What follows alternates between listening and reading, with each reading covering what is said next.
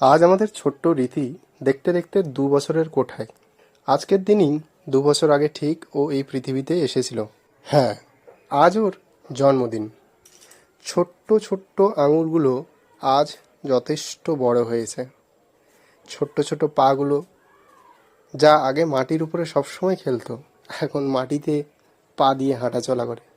যেই ছোট্ট মুখ দিয়ে এমন কিছু ভাষা বলতো যা আমরা কেউই বুঝতে পারতাম না, আজ সে কথা বলতে শিখেছে। বাবা মা বলে ডাকতে পারে, আরও কত কিছু। এমন কিছু সাধারণ জ্ঞান এখন হয়েছে যা আমাদের কল্পনারও বাইরে। হয়তো আমরা কখনো ভাবতেই পারি না যে ও এই সমস্ত কাজগুলো করতেও পারে। যাই হোক, বড়দের মুখে শোনা জন্মদিনের দিন যদি কিছু দান ধ্যান করা যায় তাহলে নাকি অনেক আশীর্বাদও পূর্ণ লাভ করা যায়। তাই ওটাও সেরে ফেললাম।